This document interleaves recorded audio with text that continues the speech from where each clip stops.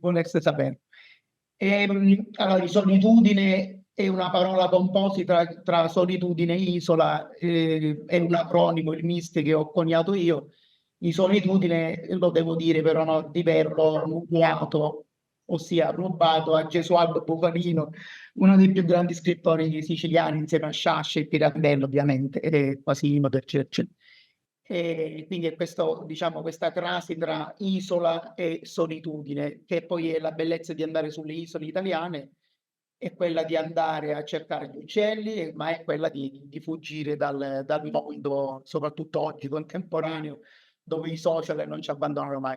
Quindi dicevo, parleremo stasera di Linosa, ma io dal 97 in poi ho iniziato a girare un po' tutte le isole circumsiciliane, ma anche italiane, perché leggendo i vecchi testi di ornitologia degli anni 30, 40, 60, 70, era evidente come sulle piccole isole, laddove in tutta la penisola italiana gli uccelli si disperdono su un territorio ampissimo, sulle piccole isole per forza di cose si concentrano, perché sono un luogo di sosta, perché sono un luogo dove gli uccelli migratori si fermano per riaccumulare grasso, muscolo, energie, per poi ricominciare il viaggio. Quindi qual era l'intuizione che avevano avuto gli ornitologi prima di me? No? Non mi posso prendere io questo merito. Gli ornitologi già di fine Ottocento, come Giglioli e altri, ma poi in tempi un po' più recenti Moltoni negli anni 50-60, l'intuizione era che sulle isole era più facile individuare le varie specie di uccelli, quindi incluse quelle accidentali. Ed è questo che dal 1997 in poi sono andato a fare sulle isole circumsiciliane. Allora, la grafica, vi premetto, di questa presentazione è patetica, nel senso che rimane agli anni 2000. Visualizziamo, l'hanno fatto già l'altra volta durante la bellissima presentazione di Luca Bonomelli e hanno inquadrato geograficamente la situazione. Io semplicemente vi voglio dire, ecco, quello è lo stretto di Sicilia, come lo chiamano ora, io lo chiamo il canale di Sicilia. E nello stretto di Sicilia ci sono delle isole vulcaniche, come la Grande Pantelleria, che è una delle nostre isole più grandi circumitaliane, quindi emerse in quanto isole vulcaniche, e poi c'è l'arcipelago delle Pelagie a destra, che è formato da due plateau di calcare che appartengono alla platta africana e dalla molto più a nord-est, a 60 km a nord-est di Lampedusa, dalla piccolissima isola vulcanica di Linosa, quindi anch'essa emersa dalle acque. L'isola di Linosa dista, è assolutamente equidistante, questa è una cosa carina e interessante, 160 km dal punto di costa più vicino dell'isola madre della Sicilia, 160 km dal punto di terra più vicino della Tunisia. Per arrivare a Linosa bisogna veramente volere andare a Linosa, bisogna veramente avere l'intenzione di raggiungere Linosa per rimanere isolati e soffrire di solitudine su Linosa. Come dicevo, parlare di Linosa non vorrei fosse un'autocelebrazione, ma è assolutamente, io per parlarvi dell'ornitologia di Linosa, del birdwatch a Linosa, non posso prescindere dal parlarvi dalla nascita e dalla evoluzione degli ultimi 19 anni di MISC, quindi del mio gruppo di birdwatching. La prima volta che andai a Linosa era il 1992, quando insieme al professore Bruno Massa andai per studiare le Berte Maggiori. Ero un tremendo ragazzino insopportabile, sono un logorroico tuttora, ma allora ero super logorroico. Bruno Massa e gli altri miei mentori, Carmelo Piro, meritano una statua di microfono, ma comunque lui decise, poveretto, di portarmi a Linosa per studiare le Berte Maggiori, ma nonostante fosse giugno io osservai una pogliana dell'Atlante, quindi quelle che un tempo venivano chiamate pogliana coda bianca del Maghreb, comunque pogliana dell'Atlante, così osservai un usignolo d'Africa e altre cose. Quindi capii che era un posto eccezionale.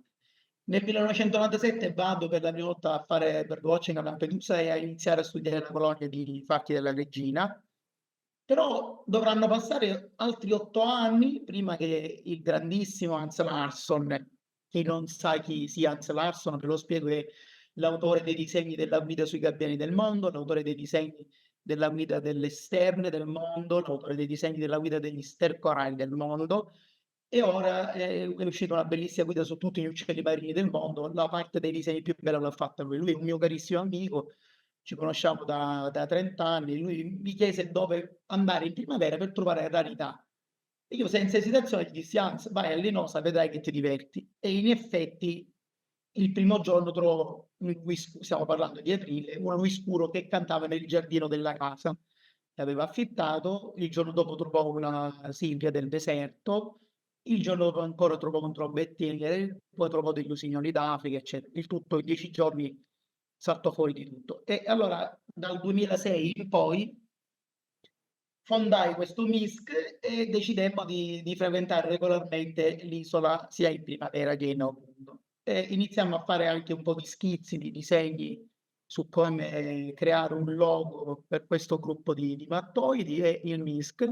Quello che vedete in nero è ovviamente la costa dell'isola Lillosana. Mettemmo il codo azzurro e lui forestiero per ragioni che ora man mano vi spiegherò. Sempre col primo collo, perché in realtà pur andando a mare a fare snorkeling e negli anni abbiamo trovato delle prime per l'Italia, abbiamo trovato delle specie rarissime proprio andando a mare rilassati a fare snorkeling. Quindi maschera, tubo, costume, asciugamano, binocolo al collo. L'anno scorso io purtroppo non sono potuto andare perché per motivi molto molto seri, non li cito perché non vorrei interrompere la presentazione, ma non sono potuto andare. E mentre andavano a mare trovarono spioncello del Pacifico, l'Anthos rubescens, quindi quello americano, che era, c'è una prima segnalazione italiana fatta su una pelle di un uccello la cui origine non è propriamente certa e l'identificazione anche un po' discutibile, ma questo è il vero primo spioncello del Pacifico per l'Italia, trovato vivo sul campo da birdwatcher. Uno dei caratteri per riconoscerlo dallo spioncello comune e dallo spioncello marino sono le redini chiare, vedete lo spazietto fra la base del becco e l'occhio, quelle si chiamano redini. Per chi non è tra voi che sta ascoltando è troppo scafato, sta appena iniziando a fare birdwatching, le redini sono lo spazio tra l'occhio e la base del becco. Nello spioncello del Pacifico sia la sottospecie Japonicus o specie, stando gli ultimi studi di tassonomia, sia il rubescens, quindi questo che vediamo in foto, le redini sono chiare. Nello spioncello comune, nello spioncello marino, le redini sono nere. I fianchi sono molto molto sporchi, con un colore abbastanza ocra o terra intenso, e un po' tutto il piumaggio è molto ocra, molto terra intenso. Andando a mare, un'altra delle prime per l'Italia che abbiamo trovato, eravamo tutti in costume, binocolo al collo, e poco prima di Pozzolana di Ponente c'era questo calandro in mezzo alla vegetazione che io in punta del binocolo e dissi che era un calandro di Blit. Calandro di Blit, come si riconosce dal calandro maggiore, che è il più facile, il becco è un po' più appuntito, più stretto ed è meno massiccio, il sopracciglio dietro l'occhio tende a stringersi parecchio, nel calandro maggiore rimane molto molto largo. Una cosa molto molto caratteristica è che il vertice, quindi il cappellino che ha sulla testa, è molto striato in maniera molto molto regolare, così come è molto striato in maniera molto regolare il mantello, laddove nel calandro maggiore le strie sono meno regolari, sono un po' più disordinate e un po' meno ben arrangiate. Addirittura sembra un antus, quindi un calandro, quasi con un aspetto e anche quasi un comportamento da logustella. Logustella fluviatile, logustella un po' di più, le logustelle striate, eccetera. Ma soprattutto di nuovo l'impronta digitale che registrammo, il verso.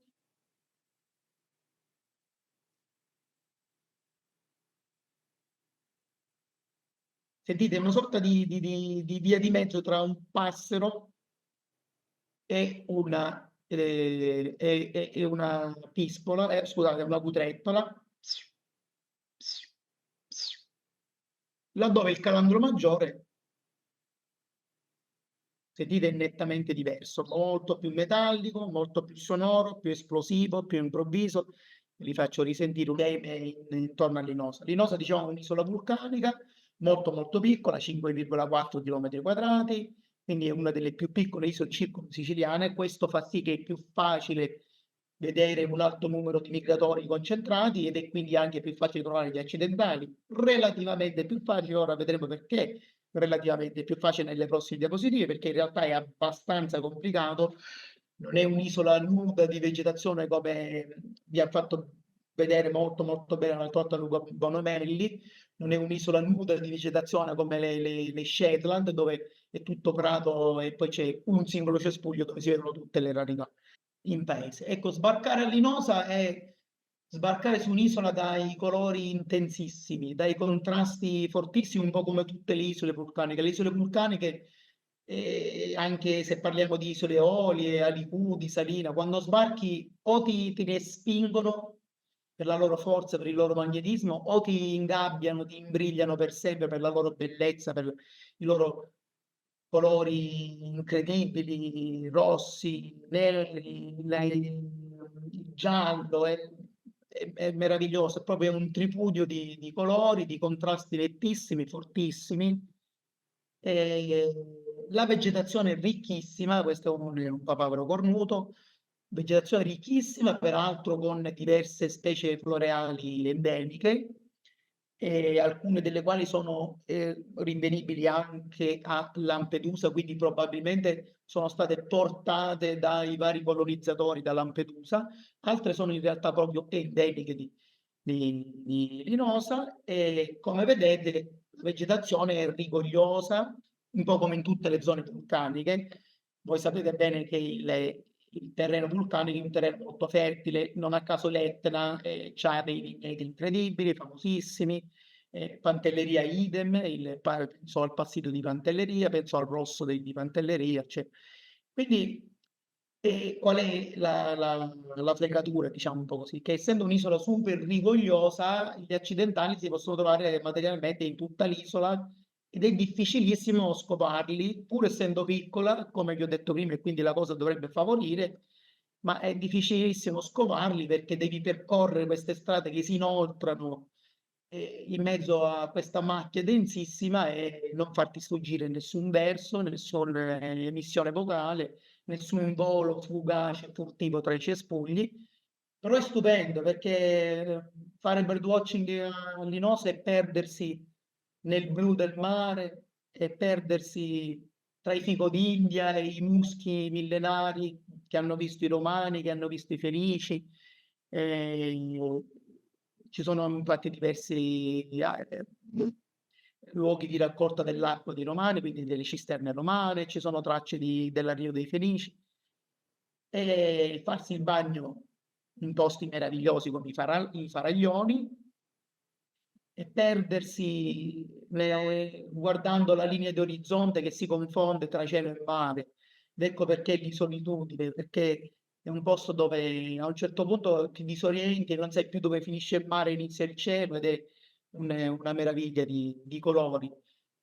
Birdwatching a Linosa. Birdwatching a Linosa consiste sostanzialmente in due cose: o fare i guardoni, i voyeur nei giardini dei poveri linosani che ci sopportano da ben, questo sarà il 19° anno, quindi camminando letteralmente in paese e guardando dentro ogni singolo piccolo giardinetto dove abbiamo trovato di tutto nei navi, o da soli, magari da soli o anche in compagnia. Io mi piace molto da solo salire su per i sentieri che si inerpicano in mezzo a questi bellissimi eh, affioramenti vulcanici.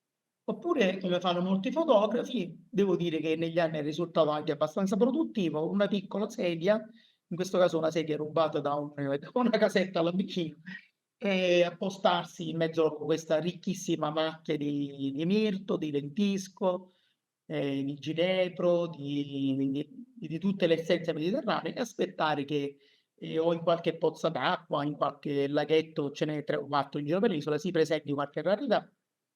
Passiamo oltre, qua è un altro delle tecniche di osservazione, salire su appunto i muretti, i muri a secco, i muri vulcanici di tutta l'isola, qualcuno ha il Covid, tossisce, il morso Luciano, sento tossire. E in questo caso Ottavio Ianni aveva trovato a distanze veramente sconcertanti, era un puntino a 3 chilometri dal dell'isola, una bellissima perla isabellina che poi rimase per diverse ore, quindi dall'osservazione sopra quel muretto la perla era a 2 chilometri, ci avvicinammo e si fece fotografare stupendamente. Qua la vedete su una delle piante endemiche di Linosa e Lampedusa.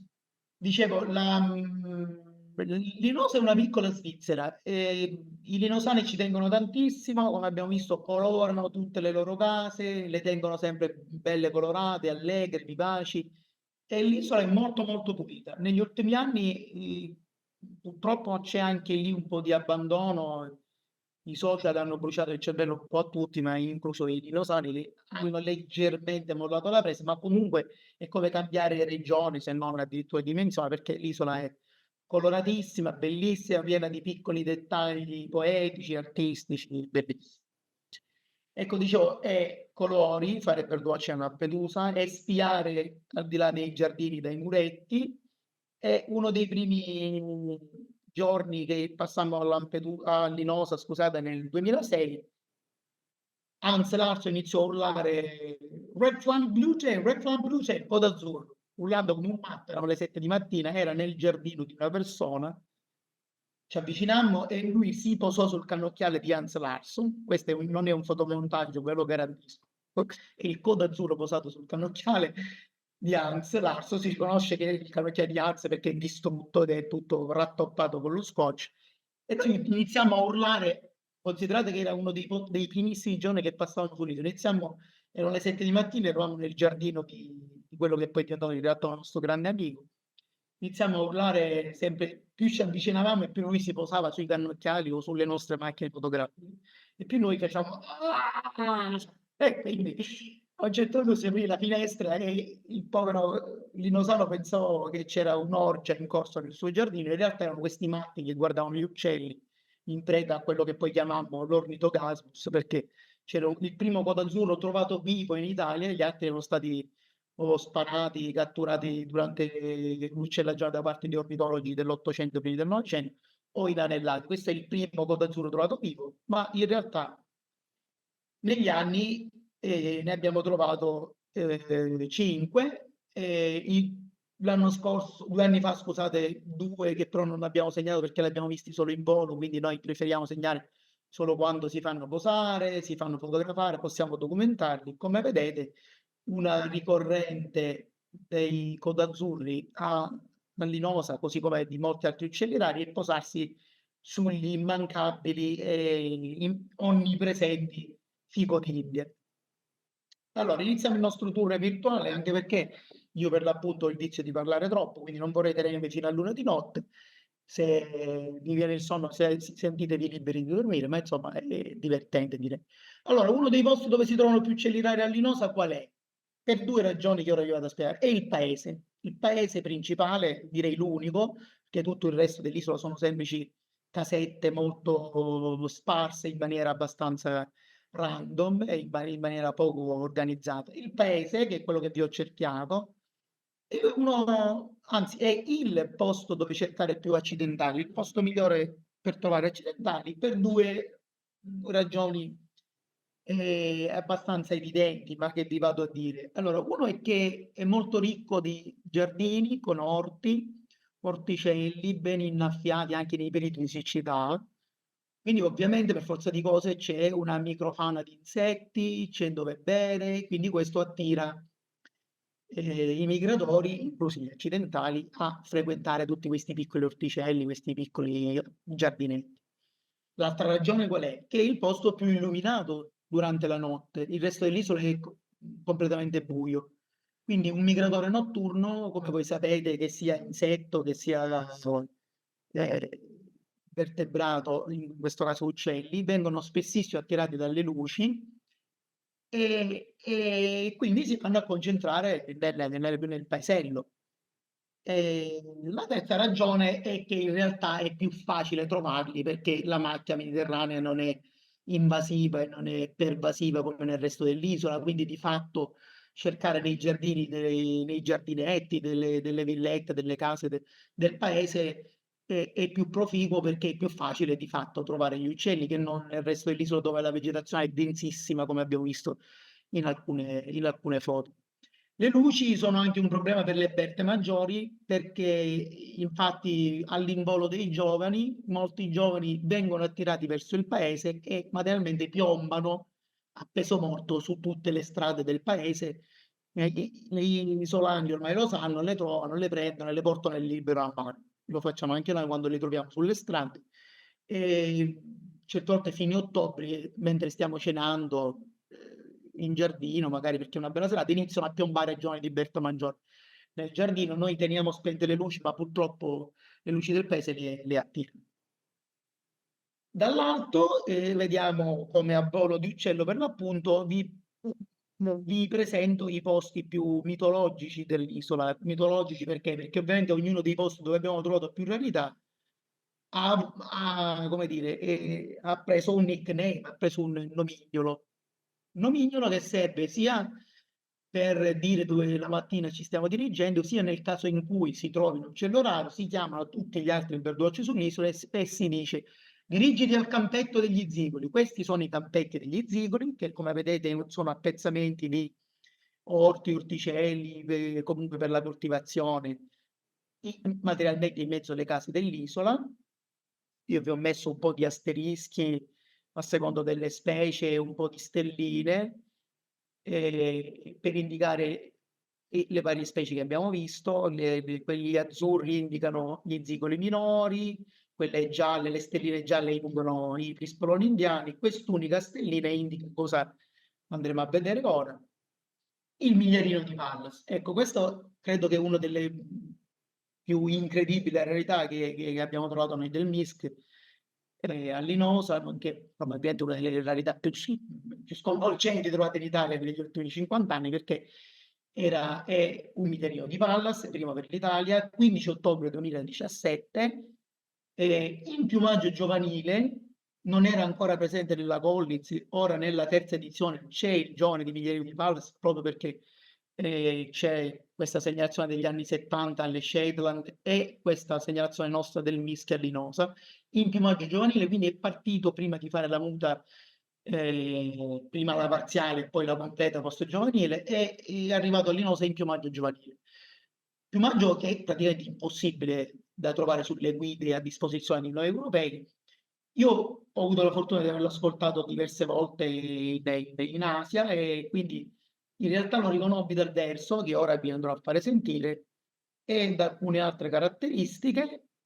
A destra abbiamo un migliarino, a sinistra abbiamo il nostro migliarino di Pallas di Linosa. Guardate il becco. Nei migliarini, anche quelli a becco sottile, a becco piccolo, quindi non quelli a becco grosso, che sono quelli più orientali o quelli spagnoli. Al centro abbiamo quelli a becco piccolo. Però guardate la forma del becco. Il migliarino di Pallas a sinistra ha un becco con la mandibola superiore quasi incava, quasi concava. La mandibola inferiore è molto molto chiara, rosina, carnicina, quindi c'è un becco estremamente bicolore. In tutti i migliarini, anche quelli a becco piccolo, becco sottile come quello che vedete a destra, la mandibola superiore è curva e la mandibola inferiore è grigio, grigio scura, plumbea, può essere addirittura con colore con la mandibola superiore. Da questa osservazione allinosa è scaturito un disegni sul campo, studio di pelli che sono culminati con una pubblicazione su Dutch Birding sull'identificazione dei giovani di migliarino di Pallas. A destra abbiamo un migliarino di Pallas, vedete scusate, a sinistra abbiamo un migliarino di Pallas e a destra abbiamo un giovane di migliarino comune, del nostro migliarino di palude. E come vedete il disegno facciale del migliarino di palude è molto molto più marcato, più contrasto col vertice di questo grosso sopracciglio, il becco come dicevamo con una struttura diversa, eccetera eccetera. Qua vediamo una tavola sempre della stessa pubblicazione, in basso vabbè c'è lo zigolo orecchie castane che può assomigliare ai giovani di migliarino di Pallas e migliarino di palude. Non ne stiamo a parlare, quello è uno dei nostri sogni perversi all'Inosa, di trovare lo zigolo orecchie castane. Sopra abbiamo a sinistra Un migliorino, guardate il becco con la mandibola convessa sopra, quindi curva, e la mandibola inferiore grigiolina, grigio-azzurra, plumbea. Nel migliorino di Pallas abbiamo questo becchettino quasi incavato sopra, quindi quasi concavo, con la mandibola inferiore rosata. Un'altra caratteristica che notammo sul campo è che le copritrici, piccole copritrici, quindi la spalla, proprio la spallina di tutti i migliorini è sempre castano accesa, mentre nel migliorino di Pallas è molto molto smorta, un sabbia chiaro nei giovani, negli adulti addirittura diventa grigio.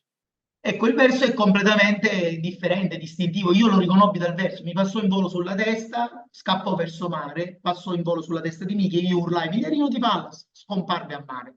Panico totale, l'avevo sentito solo io, l'avevo trovato e identificato solo io. Abbiamo adottato quella che poi negli anni si è capita essere anche in giro per tutta l'Italia, no? Ora va di moda il twitching in Italia. Tanti anni fa non c'era questa moda del twitching tra gli ornitologi, è una cosa più di birdwatchers, perché si è scoperto che quando un uccello raro, ma anche un uccello comune, nell'uccello raro è una cosa macroscopica, ma lo fanno tutti gli uccelli, se si trovano bene in un posto dove sono arrivati durante la migrazione o lo svernamento, ritornano sempre allo stesso posto. Quindi andammo a casa, ci rilassammo, pranzammo, ritornammo su quei 3 metri quadri dove io l'avevo fatto involare e lui era lì in bella mostra che si faceva fotografare. Passiamo ad altri zigoli, sempre del campetto degli zigoli, zigolo minore. E andando a Linosa abbiamo avuto modo di dimostrare, prima era considerato un migratore irregolare, se non addirittura un accidentale, abbiamo avuto modo di dimostrare che lo zigolo minore è regolarissimo, ovviamente con numeri molto vari perché dipende da quanti ne riusciamo a trovare, sia variano annualmente il numero di migratori che arriva, ma ovviamente incide anche quanti birdwatcher sono sull'isola, quanto intensamente riescono a fare il birdwatching e quanto si riescono a individuare. Però ovviamente il numero è comunque fluttuante. Il verso dello zigolo minore è il classico, quindi molto assimile a tanti altri versi dello zigolo mascherato o di altri zigoli accidentali o anche zigoli comuni, un po' simile dello zigolo nero, voglio dire. Quindi è più difficile individuarlo col verso, non impossibile, ma più difficile, però per fortuna è un animale che gli piace mettersi abbastanza in mostra, quindi è furtivo all'inizio, se uno ha la pazienza di aspettare, avendo sentito il verso di uno zigolo interessante nei campetti degli zigoli, dopo un po' si mette in mostra e si fa ben vedere e ben fotografare. Un altro zigolo che all'epoca era considerato accidentale, addirittura non c'erano segnalazioni siciliane, quando noi iniziamo ad andare a Linosa, è lo zigolo boschereccio, animale che io considero meraviglioso e che ogni anno con numeri assai limitati rispetto allo zigolo minore. Zigolo minore addirittura un anno ne abbiamo visto 6, di cui 5 insieme, lo stesso giorno intendo. In tutta la stagione ne abbiamo, in tutto il mese che siamo rimasti a Linosa ne abbiamo contato tra 12 e 14. Quello è il record, però in media sono 2, 4, 6. Lo zigolo boschereccio 1, 2, 3, 0, quindi è un animale un po' più elusivo, un po' più scarso e sicuramente ha status diverso rispetto allo zigolo minore, molto molto più raro, più difficile da trovare. Quando lo si trova dà grosse soddisfazioni perché vedere uno zigolo boschereccio che magari viene dall'estremo nord Europa, se non dalla Lapponia, che si posa su un ibiscus o che si posa su una palma, devo dire che fa la sua bella figura. Gli ortolani, rarissimi, estremamente rari in Sicilia perché hanno una rotta migratoria che non prevede il passaggio regolare dallo stretto di Sicilia, dal canale di Sicilia, ma fanno un po' come i bianconi, entrano dalla cosiddetta rotta tirrenica, quindi Alto Tirreno o penisola iberica, per poi entrare da nord e quindi scendere a sud verso l'Italia peninsulare. Però ogni anno uno, due lo riusciamo a trovare in Sicilia, scusate, a Linosa, ma è veramente, veramente raro, è decisamente più raro l'ortolano dello zigolo minore e dello zigolo boschereccio. Mega boom, questo è il primo zigolo dal collare, un giovane dell'anno, un primo inverno, scusate, non giovane, primo inverno, trovato diversi anni fa a Linosa, rinvenimento eccezionale perché non so quanti di voi sanno che lo zigolo dal collare è uno dei passeriformi in questo momento al mondo più a rischio estinzione. perché era un animale estremamente comune in tutta l'Asia, si parlava di centinaia di migliaia di coppie, per esempio in Cina, e tant'è vero che in Europa era abbastanza regolare fino ai primi anni 90. Dopodiché purtroppo i cinesi hanno questo vizietto che abbiamo anche noi italiani e noi europei, francesi, maltesi, cioè la cattura degli uccelli, sconcertante la cattura degli uccelli in Libano, in Egitto, in Kuwait, ma in Cina ovviamente sono diversi miliardi e si nutrono tantissimo di fauna selvatica, da qui la zoonosi del Covid, vabbè, non abbiamo questo argomento. Comunque catturano migliaia e migliaia di uccelli, tra i quali centinaia di migliaia di zigoli da colare ogni anno. Il risultato è quasi l'estinzione. Ciò nonostante, Marisa Odetto e il grandissimo mitico nonno Michelangelo Giordano qualche anno fa, appostati con le sedie in una di quelle pozze di cui vi dicevo, a metà ottobre videro un maschio di zigoto dal collare, mi mandano le foto dicendomi cos'è questo bell'uccello colorato? Io feci 7 capriole perché sarei andato all'Inoso da lì a 7 giorni, quindi temevo di non poterlo vedere e di fatto non lo vedemmo perché qua lo vedete con la coda, il giorno dopo era senza coda e c'erano 3 o 4 gatti intorno alla pozza e il pomeriggio non c'era più. L'argomento gatti ne parleremo alla fine e se il 70% degli uccelli rari che abbiamo trovato, incluso praticamente tutti i codazzurri, dopo poco viene fatto fuori dai gatti. Quindi questo è un altro dei limiti. Noi all'Inosa troviamo la punta dell'iceberg degli accidentali che arrivano, sia per la vegetazione, che come abbiamo visto è incredibilmente ricca e rigogliosa, sia per la devastazione che fanno i gatti, uccidendo praticamente quasi tutti i passeriformi, in particolar modo quelli terricoli che stanno a terra, quindi come le luscinia, come i vermivora, come molti turdidi, sia in particolar modo gli antus e gli emberizi. Una cosa interessantissima all'Inosa e Lampedusa sono le passere non delle turiste, anche quelle sono interessanti, ma le passere che nidificano sull'isola, tant'è vero che è la prima domanda che mi fanno moltissimi che sbarcano a Linosa o Lampedusa per fare birdwatching, come mi segno i passeri su Ornito, Ornito, o come diavolo si dice? Ora dicono, come mi segno i passeri su U-Bird o su eBird? Perché la popolazione di passeri siciliani e quindi anche delle isole del Canale Sicilia, anzi a maggior ragione, altro non è che una sorta di grande calderone dove c'è una continua introgressione genetica. La passera d'Italia è una specie stabile di origine da ibridogenesi, cioè si è ibridata nei millenni passera sarda e passera oltremontana. C'è stata un'introgressione genetica stabile che ha portato a una specie ibridogenetica, la passera d'Italia. In Sicilia c'è una introgressione genetica secondaria, cioè un'altra volta si ibridano le passere d'Italia con la passera sarda che viene dal Nord Africa e succede un inquacchio incredibile che ancora non sappiamo come definirla. Passer, tra parentesi, Italia per Hispaniolensis, Gruzius, questa è l'ultima denominazione che si dà, però è veramente un delirio. E la cosa poi carina, interessante e divertente è che molti dei passeri di Lampedusa e Linosa, essendo popolazioni isolane, quando c'è un'aberrazione genetica, quindi un leucismo, un albinismo parziale, un melanismo, viene reiterato perché ovviamente in una piccola popolazione isolata si ripetono queste aberrazioni. E moltissimi passeri di Lampedusa o di Linosa hanno un albinismo o un leucismo parziale, ali e coda. Vedete questo maschio, ali primarie bianche, timoni esterne bianche. Tant'è vero che molto spesso partono e alcuni pensano, gridano subito, c'è uno zigolo Tenei, c'è uno zigolo Tenei. Qua abbiamo una passera che ha caratteristiche più simili alla sarda, ma vedete ha la pancia completamente bianca, ha solo i fanchi striati. Qua vediamo una passera che sembra molto di più una passera d'Italia perché vedete ha il bavaglino nero più marcato della passera oltremontana, non ha il grigio della passera oltremontana sulla testa, ma ha i fianchi con qualche striatura, quindi una sorta di via di mezzo. Questo è un mio disegno che mostra la follia che c'è tra i passeri di Linosa e Lampedusa e la Sicilia. Il campetto degli zigoli e i giardini del paese sono anche il regno, diciamo, dove è più il posto, il luogo dove è più facile individuare un'altra delle nostre specie totem di Lampedusa, scusate, di Linosa, accelero un po' perché sennò facciamo veramente lungo.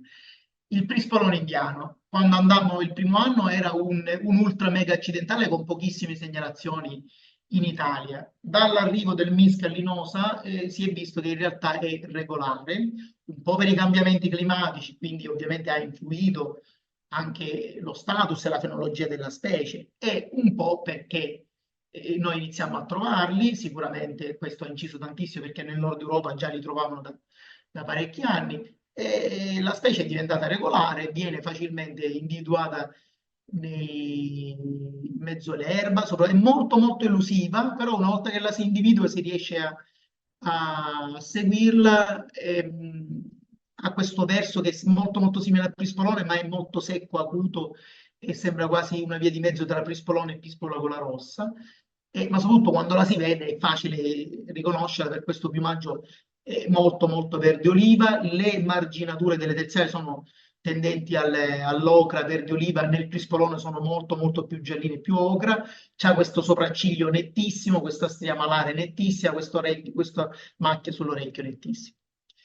Uno degli uccelli che troviamo in paese, addirittura uno dei primi anni che andammo, era la prima tortola orientale trovata in natura in Italia. C'erano due segnalazioni di specie uccise, catturate e imbalsamate da ornitologi dell'Ottocento. Questa è un giovane di tortola orientale, la prima viva, quindi trovata di fatto in Italia, in paese, sulle case, e poi dopo sui fico d'India del giardino delle case. Quando la individuò Miki e io, era proprio in mezzo con delle tortole dal collare sul cornicione di una casetta.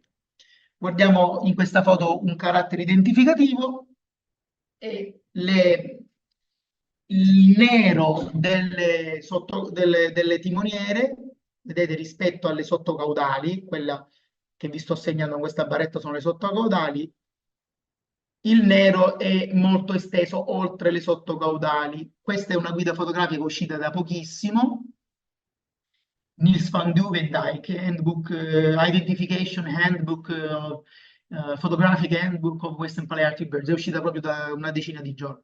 Vi consiglio di acquistarla, sono due volumi passeriformi e non passeriformi, e il carattere è stato indicato da Niels, tra l'altro su mia indicazione, come diverse altre cose del libro. Vedete sopra l'orientale con molto nero che sporge sulle timoniere, no? Oltre le sottocaudali, che sono queste grigie. Nella selvatica il nero è molto molto più stretto, e ci sono tanti altri caratteri che non vi sto a dire, quindi andiamo avanti. Passeggiamo dal campetto degli zigoli, ci siamo diretti verso il porto, uno dei due luoghi di approdo dei traghetti a Linosa. A destra del porto c'è quello che noi chiamiamo villaggetto delle rarità, altro non è che una serie di diversi bungalow completamente attorniati da tamerici. La tamerice è l'albero delle rarità per eccellenza a Linosa. Se voi vedete una tamerice, ve la dovete spulciare rametto per rametto, perché ospita moltissime delle rarità che si trovano a Linosa. Il villaggetto delle rarità è il posto con più tamerici nel paese, e quindi negli anni abbiamo trovato tante belle cosette, tante belle sorprese, per questo lo chiamiamo villaggetto delle rarità, una delle quali è l'uccello totem di Ottavio, ed è, come dire, quello che più, grazie al MISC, ha cambiato la sua fenologia in Italia. Considerato un tempo un animale rarissimo, accidentale, quasi esclusivo dominio degli inanellatori, perché di fatto finiva nella rete e lo trovavano. E in realtà, da quando siamo andati a Linosa, abbiamo scoperto che se ne vedono da 10 a 97 in una stagione. Il record di 97 è il record assoluto per tutto il Mediterraneo di alcuni anni fa. Quest'anno la vedo già buona. Guardate il sonogramma, molti di voi avranno già capito di cosa sto parlando. Vi metto il verso. Vedete il verso di questo uccello fa esattamente una B che viene riproposta nel sottogramma, è bisillabico, e si tratta ovviamente del folletto, per usare termini che vanno di moda, di Linosa, ossia del lui forestiero, che più non è forestiero, perché a Linosa e ormai è di casa. Se veramente qualcuno vuole vedere, in Italia se ne stanno trovando sempre di più, devo dire. In questi giorni mi pare già siamo a 3 o 4, proprio perché man mano parlandone, sentendo il verso caratteristico, le emissioni vocali assolutamente uniche, il sonogramma assolutamente unico, vengono trovati con molta più facilità in giro un po' per tutta Italia. Però se si vuole veramente del lui forestiero, e anche molto molto molto bene, bisogna venire a Linosa. I lui forestieri, come altri lui rari, arrivano spesso sull'isola con grosse ondate di regoli, in particolar modo, che sono molto comuni a Linosa e Lampedusa, ma anche di fiorrancini. Paradossalmente è quasi più eccitante per noi trovare un fiorrancino che un lui forestiero, perché le segnalazioni di fiorrancino totali per Lampedusa sono infinitamente, mi pare siamo a 400 lui forestieri, ma siamo a una quarantina di fiorrancini negli anni. Quindi vedete che anche un uccello comune può diventare occasione di emozione, di eccitazione all'inizio. Questo è un'esplosione di cervello, come, come si dice, mind blowing, dicono i miei amici belgoci, è il Luigi Pallas. Luigi Pallas che rimane una grandissima rarità in Italia, anche se anche lui sempre più frequente, siamo a circa 35 segnalazioni, mi pare ormai, e ovviamente non sono le centinaia e centinaia di segnalazioni di lui forestiero, però anche lui sta aumentando. A Linosa ne abbiamo visto pochi, tranne 2 anni fa, quando ne vedemmo tra 4 e 6, che è il record di Luigi Pallas per singolo sito nel Mediterraneo. Uccello meraviglioso, vedete rispetto a lui forestiero il sopracciglio è di un giallo limone, le barre alari sono giallo, limone anche loro, le marginature dell'ala non sono verdini ma anche loro sono sul giallino, ma soprattutto non appena inizia a muoversi tra i fichi, le tamerici, fico d'India, vola e boom, l'esplosione del groppone giallo.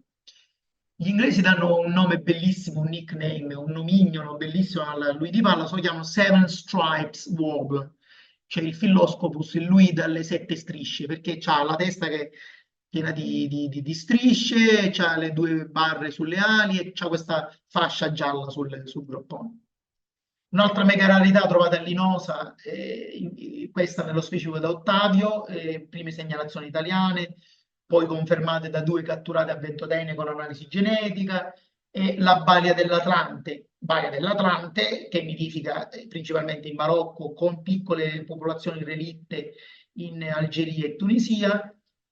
E a Linosa ci sono alcune segnalazioni, purtroppo l'unica omologata è questa perché noi l'abbiamo studiata approfonditamente, abbiamo fatto un articolo di circa 50 pagine su Dutch Birding con delle bellissime tavole di Lorenzo Starnini dove abbiamo fatto vedere la variabilità.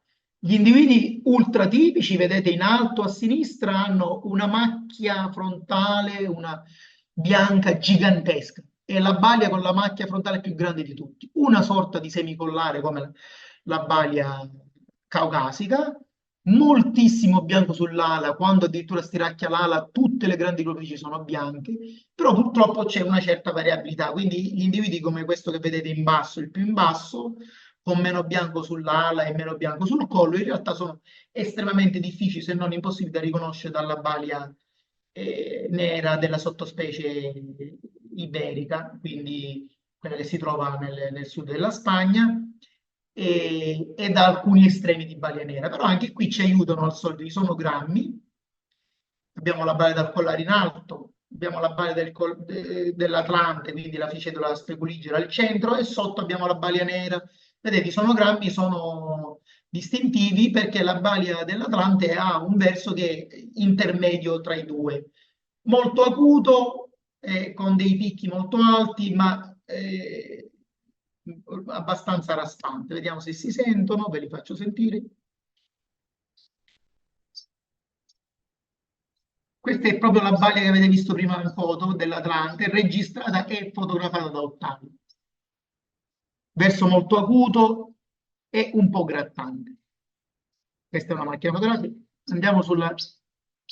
Ecco, questa che sentite ora è la balia nera. Sentite molto più pieno, meno acuto, più breve ed è quasi un bacetto, quindi molto molto diverso. Vediamo se finisce, se no se non posso fare partire l'altra. Dai, finisci? Troppo lunga la registrazione. La dovevo accorciare. Vabbè, vi faccio partire. Ecco, è finita, vi faccio partire dal bagno dal collare. Acuto, un singolo fischio molto molto penetrante, ma non è roco e non ha toni molto musicali, linguosi come la balia nera, ma non è raspante come la balia speculigera. Quindi verso, come al solito, impronta digitale, ricordiamoci. Ecco, lasciamo il paese, iniziamo ad inoltrarci verso la costa nord, passeggiamo, saliamo da quella che noi chiamiamo Sottodanna. Vedete il triangolo rosso, il rombo rosso indica la pizzeria Anna, dove il sabato sera è grande festa popolare, tutti i birdwatch dell'isola, nonché tutti gli isolani vanno a mangiare la pizza lì. Quindi è l'evento della settimana, l'evento mondano della settimana. I campi sotto sono quelli che noi chiamiamo sottodanno. Campi molto produttivi negli anni perché nidifica, abbiamo trovato una nidificazione di torto alle palme e quasi tutti gli anni troviamo le tortole delle palme.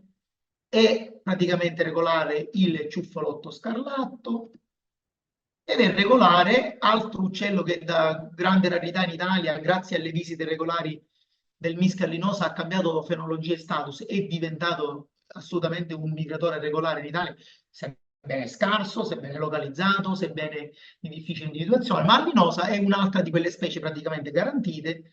Qua abbiamo un bellissimo maschio in una foto strepitosa di Enrico Castellucci, un portento di ragazzetto fotografo e birder che verrà per un mese quest'anno. E le occasioni di vederli da 6-7 per stagione sino a 29-30 per stagione sono abbastanza consistenti le possibilità di vederlo. E soprattutto è una specie molto molto confidente, molto fotogenica.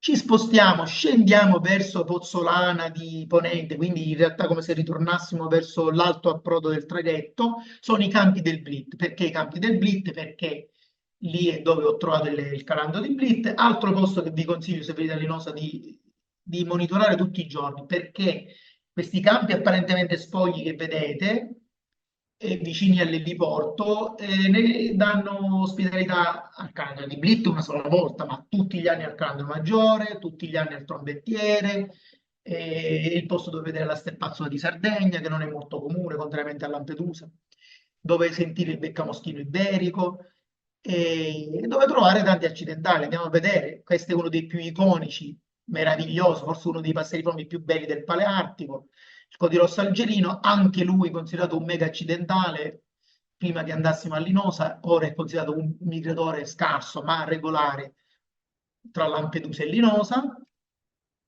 Questo è un altro individuo. Tutti gli anni troviamo soprattutto i maschi, rarissimamente troviamo la femmina, questo per due ottime ragioni. Uno è che, come vedete, non è colorato, non è una specie di esplosione di colore come il maschio, quindi è decisamente più difficile da individuare e soprattutto è difficilissima da identificare. Sembra parecchio una femmina di codirosso comune, ma per chi ha avuto modo di vederla tante volte in Nord Africa, magari in uno dei miei viaggi in Marocco e Tunisia, eh, il giz è immediatamente diverso, sembra un saltimpano, capoccione grosso, occhio molto grosso, proiezione delle primarie molto corta, perché è un migratore anzi non si può neanche definire un migratore, in realtà come molti uccelli del Maghreb è un nomadico, cioè compie degli spostamenti di nomadismo a seconda della temperatura dei vari inverni, a seconda dell'inclemenza degli inverni, a seconda della disponibilità alimentare, si muove tra nord e sud in Tunisia, in questo caso per esempio, e in questi suoi nomadismi raggiunge le isole Pelagie, quindi non essendo un migratore di lungo raggio come il codirosso comune, non ha questa forma molto allungata e soprattutto non ha un'ala molto molto lunga con una lunghissima proiezione delle primarie. Qua non si vede bene, ma vi assicuro che è parecchio più corto del codirosso comune. Ha dei tarsi molto grossi e una zampa molto lunga perché è un animale fondamentalmente terricolo e quindi il GIZ ci aiuta parecchio. Qua si è un po' acquattato, ma vediamo l'ala con la proiezione alare corta, i tarsi molto spessi e molto lunghi. Vedete, questo individuo è diverso perché è un po' meno colorato di quello di prima. Capoccione, occhio grande, Purtroppo, come vedete, qua abbiamo un po' di rosso femmina o maschio giovane, sì, credo sia un maschio giovane, ha la lunghissima proiezione delle primarie, molto molto lunga, quindi quante primarie sporgono al di là delle terziarie sono decisamente di più rispetto al codirosso algerino femmina, occhio più piccolo, becco meno consistente, meno massiccio, la testina è più armonica, l'animale è più allungato, i tarsi sono più delicati e meno massicci e meno lunghi. Altra cosa trovata a quei campetti, eccezionale cosa trovata a quei campetti del Blit, sono questo bellissimo codirosso spazzacamino orientale, il primo per l'Italia, trovato da Ottavio e poi visto da tutti noi del Mischia, ma anche da tutti i birdwatcher che erano presenti con noi sull'isola. E abbastanza difficile da riconoscere dagli ibridi codirosso per codirosso spazzacamino. Caratteristico è che l'arancione del petto si insinua tra la spalla e il nero della gola, cosa che non avviene negli ibridi. La formula alaria è diversa, non ve la sto a spiegare, sono veramente vi suicidate, ci sarà chi inizia a tagliarsi le vene, facciamo notte, ci vorrebbe una lezione solo per l'identificazione, però questi due caratteri associati lo fanno riconoscere. E anche in questo caso registriamo il verso che le emissioni vocali sono caratteristiche. Qua abbiamo un ibrido fotografato qualche anno dopo. Se guardate, scusate, la spalla, vedete il nero scende, non fa salire l'arancione che non si insinua tra la gola grigia e la spalla e poi la formula alaria è diversa, non ve la so spiegare. Questo è un ibrido codirosso per codirosso spazzacamino. Negli anni ne abbiamo trovato almeno una quindicina a Linosa. Ecco, ritorniamo sulla strada che porta verso nord a mare, quella che si chiama Mannara Strip, che sarebbe una specie di crasi inglese usata durante la seconda guerra mondiale. Mannara sarebbe la mandria, perché Linosa, fino a una trentina, quarantina anni fa, prima che non gli rinnovassero le concessioni, la ASL, la ASP, eccetera, per l'allevamento delle mucche, era popolata da 300-400 mucche, il che era un bene perché tenevano a bada la macchia mediterranea ed era molto più facile trovare gli accidentali. E la parte nord dell'isola è dove soprattutto tenevano le mandrie di mucche, quindi si chiama Mannara. Mannara Strip in realtà sarebbe street. Ecco, andando verso, percorrendo la via Mannarazza, in italiano via Mannarazza, quindi verso la costa nord, c'è la casa del Misk, quella che vi ho messo in giallo. Casa Misk è la stessa che affittiamo quest'anno, sarà il 19° anno, da Fabio Tuccio, che è uno dei pochi giovani dell'isola che non va a caccia. E quindi noi quando siamo andati la prima volta a Linosa abbiamo deciso di cercare chi era tra i ragazzi, gli affittuari di case private dell'isola che non fosse un cacciatore. Abbiamo affittato da Fabio, Fabio è una persona gentilissima, gentilissima, disponibilissima, addirittura ci ha costruito uno stagno intero nel giardino. Affittiamo la casa e vi garantisco che la casa è un altro degli hotspot per la vita dell'isola perché lui scuro, lui forestiero regolare tutti gli anni, mentre si fa la pennica post-prandiale sull'amaca, si posa spesso il pigliamosche pettirosso sull'amaca, si è posata più volte la balia caucasica, eccetera, eccetera. Una cosa fighissima di qualche anno fa, di 2 anni fa, è che nel giardino di Fabio c'era la prima bigerella asiatica per l'Italia, Curruca altea o Curruca altea, a seconda se è specie o sottospecie. Purtroppo, pur avendo una ricca documentazione fotografica, nonché il verso che ora vi faccio sentire, associa ai bacetti della bigerella, associa questo verso molto molto grattato, come passare velocemente un dito su un. E ahimè alcune bigerelle europee, però delle popolazioni un po' più orientali, fanno anche questo verso, anche se non con questa insistenza. Però questa era una bigerella molto grossa, molto grigia, con un grosso capoccione grigio, le timoniere erano giuste per la bigerella asiatica. Purtroppo andava catturata e fatto il DNA. Lui scuro, come dicevamo, il terzo per l'Italia, trovato da Hans Larsson nel giardino di Casa Misch di Fabio Tuccio, incanto per 2 mesi, probabilmente aveva svernato lì. Anche lui considerato un super accidentale, vedete all'epoca nel 2005 era il terzo per l'Italia, negli anni l'abbiamo trovato tutti gli anni regolare a Linosa, 2 individui, 3 individui, 6 individui, 7 individui, 4 individui a secondo della fortuna o dell'impegno che mettiamo e dell'influsso in Europa. Anche lui ormai è considerato un migratore regolare in Italia grazie al fatto che il verso, ve lo sto imitando io perché mi pare di non averlo messo nella presentazione, è di facile individuazione, sta zitto per delle ore, ma quando comincia va avanti per 2 o 3 minuti, quindi chi conosce il verso lo riesce a trovare, è stato trovato da Milano fino a Linosa negli ultimi anni. Qua c'è un altro individuo di pochi anni fa, una foto schifosa di quelle mie, le foto più brutte sono sempre le mie, non so fare foto, a me le registrazioni le faccio abbastanza bene, ho un microfono di direzione, le foto fanno schifo. Le foto più belle sono di Igor Majorano, di Enrico Castellucci e di Ottavio e dei vari fotografi che sono stati sull'isola. Attenzione perché alcuni lui grossi che si vedono a Linosa, ho fatto una pubblicazione, abbiamo fatto noi del MISCO una pubblicazione su Quaderni Veloci, sono molto molto molto simili ai lui scuri perché probabilmente sono i lui grossi orientali, la sottospecie acredula, quindi sopracciglio molto stretto, molto marcato, che arriva sul becco, il becco con questa base abbastanza arancione, le zampe più scurette delle classiche zampe carnicino rosa o arancione del Lui Grosso, quindi molto difficile da riconoscere, portano a confusione. Proiezione alarda migratore di lunghissimo raggio nel Lui Grosso, lunghissima, questo mi fa immediatamente venire il Lui Scuro, e il verso non c'entra niente con... Andiamo avanti, uno dei posti solo per birdwatcher accaniti e indefessi è la valletta interna. La valletta interna è estremamente difficile da esplorare perché vegetazione densissima, difficile camminare in mezzo a questi cespugli spinosi, però anche alcuni giardini negli anni ha dato grossissime soddisfazioni perché è stato visto il primo Virio Occhi Rossi per l'Italia trovato da Matteo Toller, mitico, che veramente lui è forse l'esempio più eccelso insieme a Ottavio Iani di stupida persistenza cieca. Parte alle 7, torna alla sera, mangia una mela, ha un'alimentazione abbastanza discutibile, ma si nutre solo di Nesquik, mele e pasta scolata e buttata nel piatto, bollita praticamente. E però, nonostante questa alimentazione aberrante, trova di tutto, è veramente un mostro. Tra le sue scoperte il Viro Occhi Rossi nella valletta interna.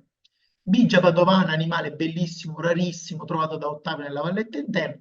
L'anno scorso trovato da quel gruppo di ragazzi eccezionali che vanno a Lampedusa, quindi Luca Bonomelli, i vari Jacopi, e nello specifico Niccolò Alberti ha trovato un tordo scuro, non ho messo la foto perché non ho trovato una foto a buona qualità. Andando più avanti c'è la casa di Pino, Pino Cacciatore di cognome, non di fatto, ahimè è venuto a mancare qualche anno fa, bellissima casa piena di tamerici dove si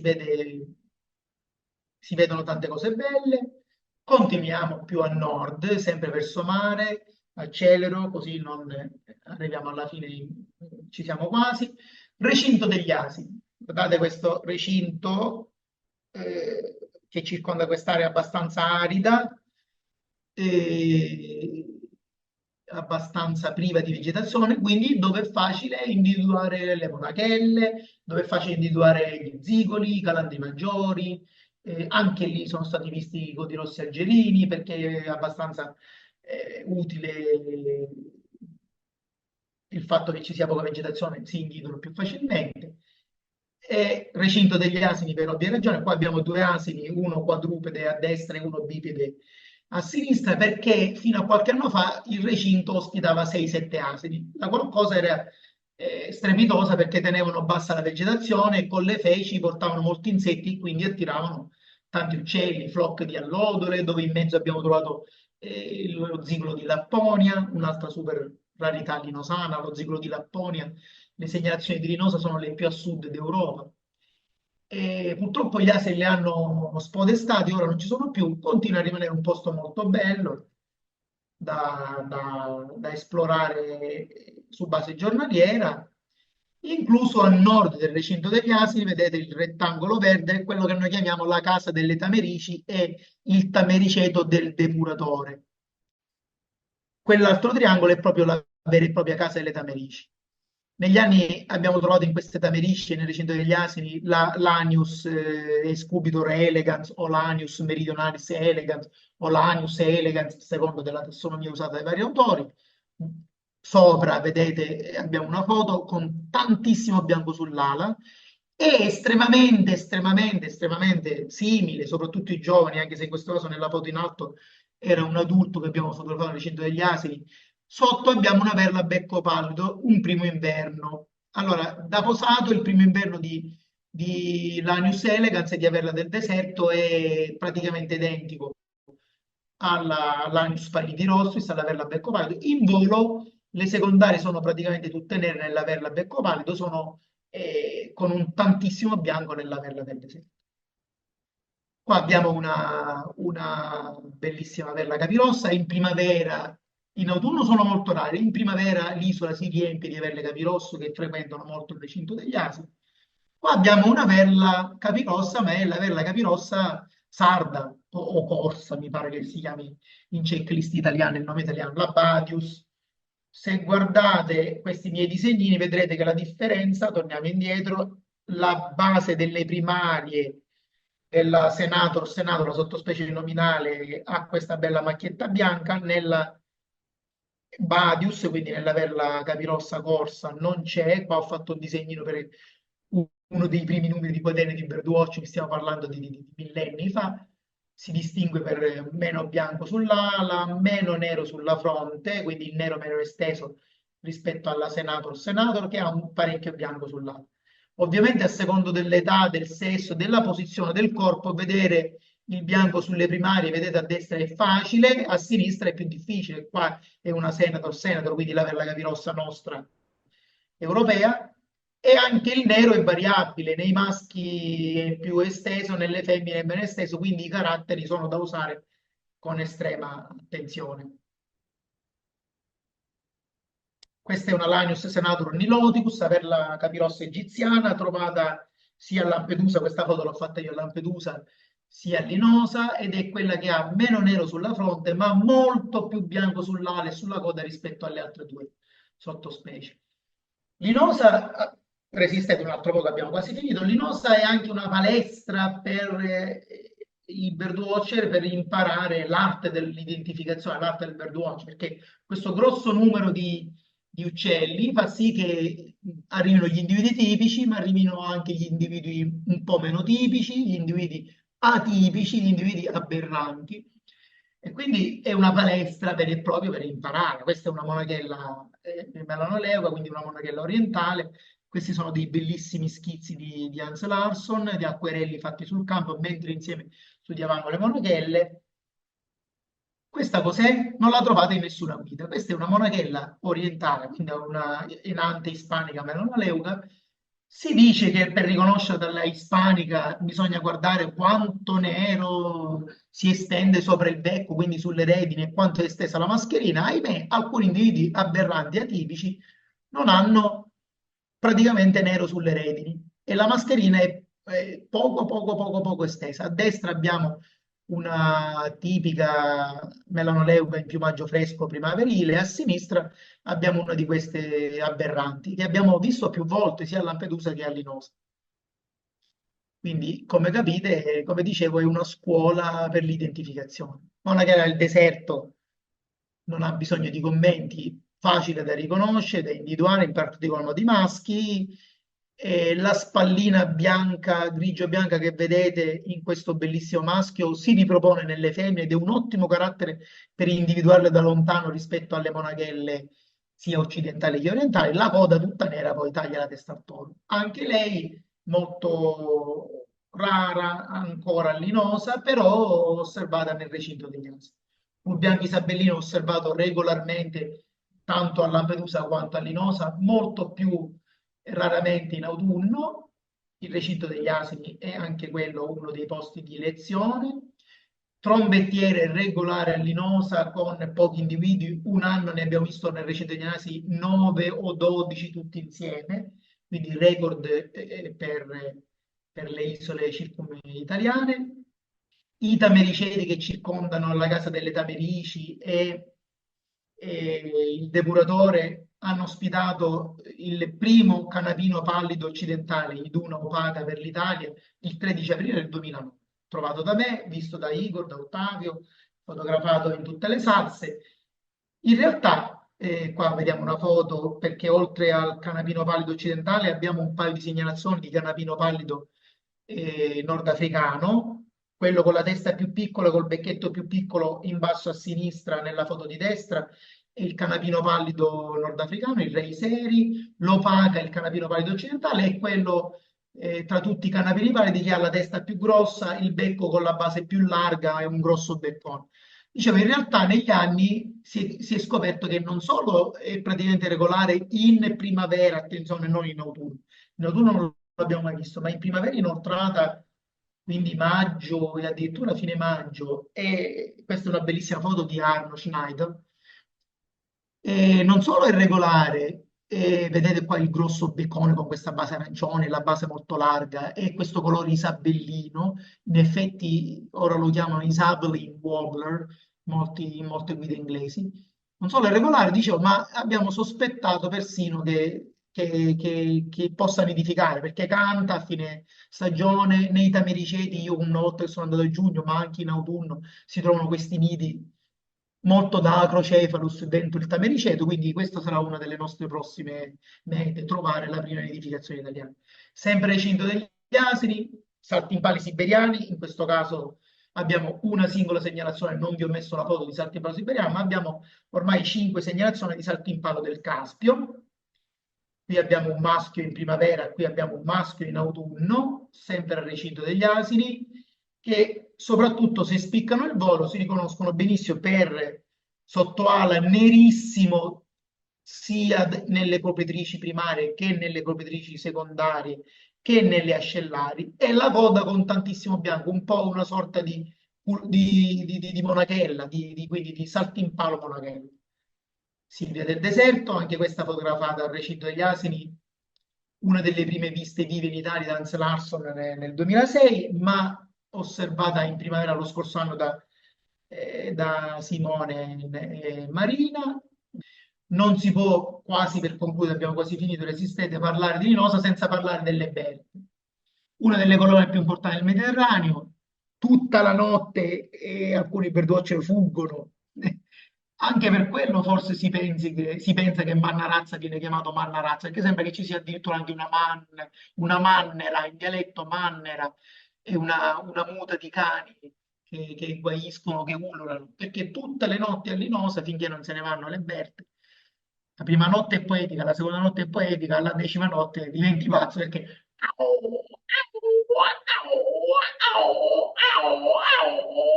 un inferno di pianti di Berta che, che sorvolano la casa. Primavera si cambia contesto, migliaia di sterpazzoline, lui verdi bellissimi che in mezzo ai colori di linosa diventano strepitosi, lui grossi, eccetera. La primavera dà altre rarità, come vi ha spiegato Gianluca Bonelli, quindi inutile che io ve lo dica. Di nuovo Usignolo d'Africa regolare, Balia caucasica, Silvia di Ruppele, Obigia di Ruppele, anche lei abbiamo scoperto che è praticamente regolare. Molto più rara Lampedusa, linosa in tutte le primavere l'abbiamo vista. Usignolo d'Africa, dicevamo anche lui regolare. Usignolo qua in un bellissimo disegno di Hans Larsson, altri acquerelli di Hans Larsson. Fauna, abbiamo quasi finito, resistete.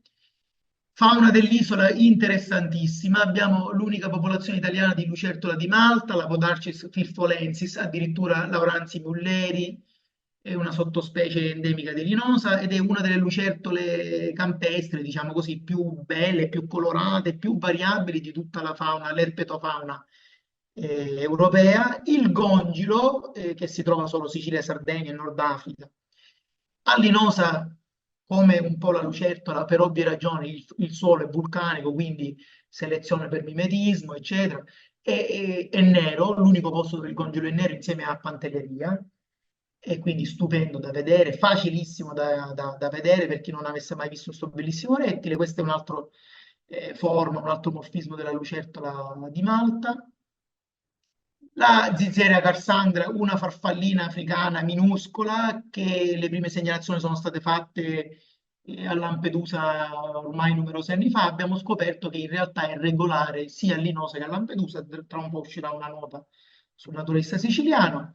Il perfetto donatologo perché? Perché andare a Linosa significa anche necessariamente studiare le libellule, uno degli hobby che si sta più diffondendo tra gli ornitologi e i birdwatch è anche associare allo studio degli uccelli, all'ornitologia, all'odontologia, che prevede l'uso di un retino, di una lentina di ingrandimento per vedere le appendici delle libellule che si catturano. Ovviamente si devono catturare, fotografare e liberare. Linosa è un posto magico anche per le libellule. Abbiamo trovato i primi Diplacodes lefebrei, una specie nordafricana che ormai ha colonizzato Sardegna e Sicilia. Le prime per la Sicilia le abbiamo trovate a Linosa. Questa è una delle più sensazionali segnalazioni europee mai fatte di libellule e l'ha fatto appunto il Mischia linosa e la Tramea basilaris, una specie subsahariana che abbiamo trovato e fotografato in volo sia il maschio che la femmina, questo è il maschio, Miki Billy the Kid l'ha fotografata in volo, l'abbiamo documentata ed è la prima segnalazione per il Paleartico. La qualcosa ha fatto introdurre nell'ultima edizione della guida alle libellule europee di Dijkstra e Schröter, che io ho tradotto in italiano, il disegno della trama basilaris. Qua vedete i puntini rossi e la distribuzione della trama basilaris, che poi l'unico altro posto al di fuori dell'Africa subsahariana è Linosa, perché in tutto il Paleartico è stata segnata solo da noi a Linosa.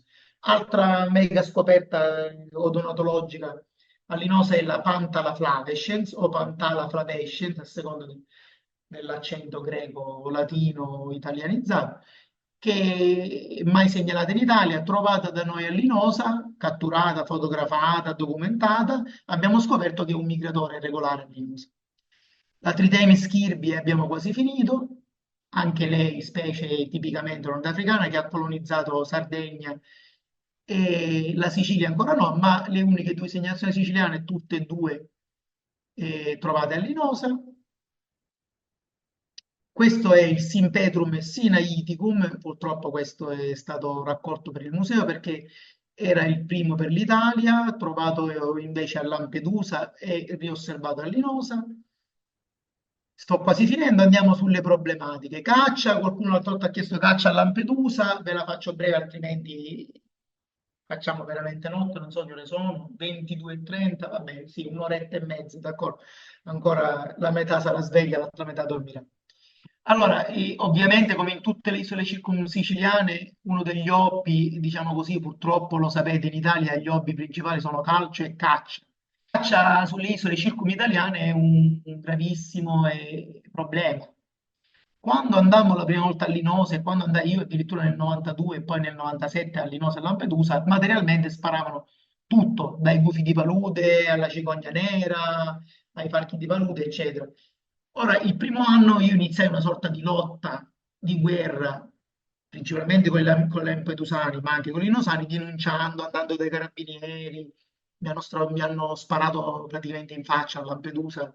Io ho fatto una denuncia penale, mi hanno tagliato le ruote squarciato tutte le ruote della macchina affittata, però poi me le hanno ricomprate perché io sono andato al circolo cacciatori dicendo che erano dei deficienti, avevano fatto un danno solo al loro concittadino. Comunque, per farvela breve, e negli anni ho visto che la lotta diretta, la guerra, lo scontro non avrebbe portato a niente perché tu stai lì un giorno, 2 giorni, fai l'eroe, fai una denuncia, ti senti figo, cosa che fanno alcuni gruppi di antibracconaggio, ma poi rimani tutto l'anno sull'isola, ma soprattutto cosa ottieni? Ottieni uno scontro diretto, allora o fai una guerra consistente e continua sul territorio o decidi di un'altra opzione, quella dell'educazione ambientale e quella dell'educazione dei cacciatori. Noi con discussioni furibonde, con confronti diretti anche molto accesi negli anni, abbiamo fatto capire ai linosani che si poteva trovare una sorta di via di mezzo, di equilibrio. So che è brutto a dirlo, sembra che stiamo parlando di un compromesso, ma in realtà negli anni ha avuto dei frutti strepitosi.